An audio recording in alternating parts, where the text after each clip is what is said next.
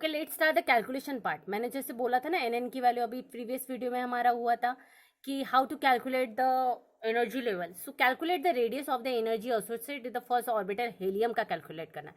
तो हेलियम का atomic number is 2, तो वहाँ पे z की वैल्यू कितनी रहेगी 2, n की वैल्यू कितनी रहेगी 2। ऑब्वियसली कि 2 पे अगर हमें n की वैल्यू अगर यहाँ पे अगर चेंजेस दिया होगा तो हम इस तरह से देखेंगे। Helium is the hydrogen like species having the nuclear charge is equal to 2 and for the first orbit n is equal to 1।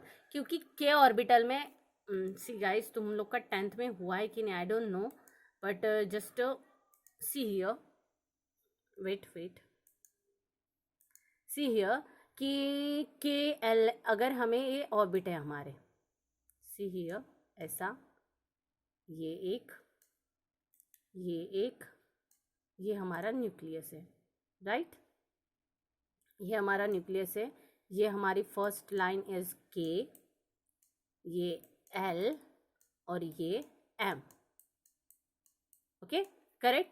ये आपका हो चुका है 10th में या आई डोंट नो, 10th में हो चुका है बट आप लोग को कितना याद है I don't know. So see here the K की वैल्यू यहाँ पे स्टार्ट होती है, n is equal to, n की वैल्यू देखनी चाहे तो हम n इज इक्वल टू 1, यहाँ पे n इज इक्वल टू 2 और n इज इक्वल टू 3। अब यहाँ पे हमें देखना है कि n is equal to value इतनी है। अब हमें देखना है कि how to calculate number of shell, how many electron is present, मतलब हर एक शेल में कितने इलेक्ट्रॉन प्रेजेंट रहेंगे। तो ये कैलकुलेट करने के लिए बोहर्स ने एक फॉर्मूला बताया, that is the formula is 2n²। ये उसका फॉर्मूला है कि नंबर ऑफ शेल में कितने इलेक्ट्रॉन है। अगर ये आपको कैलकुलेट करना है द फॉर्मूला इज 2n²। अगर हमें के शेल में कितने इलेक्ट्रॉन है अगर कैलकुलेट करना है तो k is equal to 2n²। k की n की वैल्यू कितनी है 1, राइट? k की n की वैल्यू कितनी है 1, so k is equal to 2 multiply by 1²। So k की नंबर ऑफ इलेक्ट्रॉन की वैल्यू कितनी आएगी 2।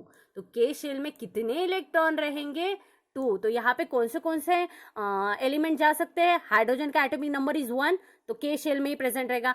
हेलियम का एटॉमिक नंबर इज 2, तो वो k शेल में ही प्रेजेंट रहेगा। यहाँ तक मतलब कौन से आइटम इसमें आ सकते, एलिमेंट्स आ सकते हैं, हाइड्रोजन और helium, right? Okay, so next is, अब हम देखेंगे एल शेल में एल की वैल्यू एन की कितनी है, n is equal to 2। Calculate here, see here 2n², right? K L की वैल्यू कितनी है, एल की वैल्यू हमें नंबर ऑफ इलेक्ट्रॉन कैलकुलेट करनी है 2n²। एल की वैल्यू कितनी है यहाँ पे, एल की वैल्यू n की 2 है, तो right down here L is equal to 2 multiply by 2 है ना, n की वैल्यू 2 था, 2 का स्क्वायर, 2 का स्क्वायर कितना है, l इज इक्वल टू 2 का स्क्वायर कितना है 4, तो राइट 2 का स्क्वायर कितना है 4। सो यहाँ पे आ जाएगा 4 2 जा, l की वैल्यू कितनी है 8। तो l में कितने इलेक्ट्रॉन रहेंगे 8 इलेक्ट्रॉन रहेंगे, राइट? तो मगर l में 8 इलेक्ट्रॉन है, सी हियर L में 8 इलेक्ट्रॉन है, तो यहाँ पे कौन से एलिमेंट्स आ सकते हैं। कंसिडर हेलियम तो यहाँ पे चला गया, हेलियम के बाद लिथियम भी इसमें आएगा, राइट? बोरॉन, बेरिलियम, कार्बन भी इसमें आ जाएगा, राइट? कार्बन, ऑक्सीजन भी इसमें चला जाएगा, राइट? नाइट्रोजन भी इसमें आ जाएगा। ये सारे एलिमेंट किस में जाएंगे, लिथियम। वैसे ही हमें अगर m की वैल्यू कैलकुलेट करनी है तो यहाँ पे 2 3 का स्क्वायर आ जाएगा, क्योंकि n की वैल्यू m की कितनी है 3, तो 3 का स्क्वायर इज 9, 9 मल्टीप्लाई बाय 2, 9 2 जा 18, तो m में कितने इलेक्ट्रॉन रहेंगे 18।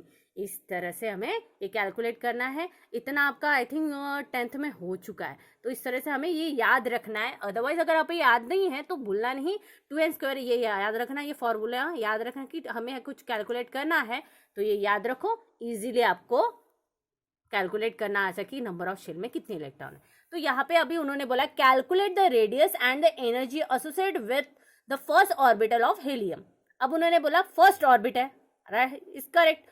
फर्स्ट हमें हाइड्रोहीलियम का एटॉमिक नंबर याद होना चाहिए, तो एन की वैल्यू हमें नहीं वहां पे दी है, क्या नहीं दी है, गिवन नहीं दिए, तो हमें याद रखना है कि एन की वैल्यू हमेशा इसकी 1 ही रहेगी, क्योंकि हीलियम का एटॉमिक नंबर इज 2, वो 2 ही एटम इलेक्ट्रॉन है, तो वो कौन सी शेल में रहेंगे, क्योंकि के शेल में कितने इलेक्ट्रॉन रहते हैं, 2 ही इलेक्ट्रॉन रहते हैं। हाँ, हमें जस्ट अभी कैलकुलेट किया के शेल में कितने इलेक्ट्रॉन रहते हैं, 2 इलेक्ट्रॉन, इससे हमें पता चला। तो हमारी एन की वैल्यू कितनी रहेगी, 1, याद रखना एन की वैल्यू कितनी रहेगी, 1।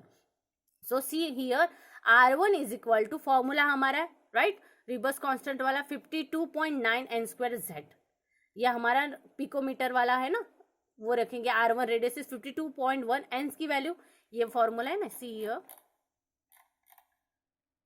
हम ये वाला कैलकुलेट करने चाहे तो see here right, n is equal to h2 pi's constant, h की वैल्यू हो रखने के बाद अगर हमें h2 पाई ये रखा गया तो ये रेडियस हमें मिल जाएगा। तो रेडियस हमें पता है कि R1 की is equal to 52.9 n² divided by Z। Z की वैल्यू हेलियम के एटॉमिक नंबर इज 2, तो 52.n की वैल्यू कितनी है, 1 स्क्वायर। तो energy of first orbital of helium En हम कैलकुलेट करने रिबर्स कांस्टेंट से, तो क्या फॉर्मूला है, 2-2.18 इंटू 10⁻⁻⁸ रिबर्स कांस्टेंट की ये वैल्यू है ना, हम देखा है ना प्रीवियस वीडियो में। RH की वैल्यू कितनी है, 2.18 into 10⁻⁸ Z² divide by n² joule. तो Z की वैल्यू कितनी है हीलियम की, 2, N की वैल्यू कितनी है, 1, तो इज इक्वल टू -8.72 इंटू 10⁻⁸, ये इसकी हीलियम की आ गई। इसी तरह से आपको ऑक्सीजन तक कैलकुलेट करना है, ये आपका होमवर्क है। तो calculate the radius and the energy associated with the first orbital of, ऐसे ही रहेगा। ये नहीं लिखा और डायरेक्ट आपने ये फॉर्मूले में लिखा तो भी डायरेक्ट आपका आंसर आ जाएगा। अगर आपको ये हम लिथियम का कैलकुलेट करके देखें, ओके कैसे लिखना है लिथियम का, तो ये हमारा फॉर्मूला सी हियर। अगर हमें लिथियम का लिखना है, सो लिथियम का एटॉमिक नंबर इज 3। तो अगर हमें En वैल्यू कैलकुलेट करनी है लिथियम की, En is equal to minus Rydberg constant के -2.18 इंटू 10⁻⁻, सी कितना है कि -2.18 10⁻⁻18 Z² डिवाइड बाय n² और H। तो यहाँ पे हम इस तरह से लिखेंगे 2.18 10⁻⁻18 मल्टीप्लाई बाय क्या आएगा यहाँ पे, Z² डिवाइडेड बाय n², और हमारा जो क्या है n की वैल्यू कितनी रहेगी, सी हियर जूल। तो यहाँ पे हम पुट कर सकते हैं लिथियम का हमारा 2.18 10⁻⁻18, तो यहाँ पे Z की वैल्यू हमारी कितनी आएगी, एटॉमिक नंबर कितना है 3², तो यहाँ पे क्या आ जाएगा, सी हियर क्या हो जाएगा, ये तो एज इट इज है।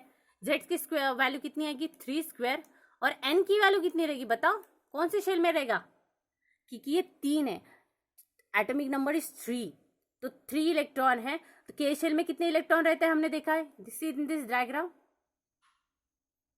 सी हियर के शेल में कितने इलेक्ट्रॉन रहते हैं, 2, और हमने अगर उससे ज्यादा इलेक्ट्रॉन L में रहते, कितने इलेक्ट्रॉन रहते हैं 8, तो ये कौन से शेल में जाएगा, 3 इलेक्ट्रॉन है तो कौन से शेल में जाएगा, L शेल में जाएगा।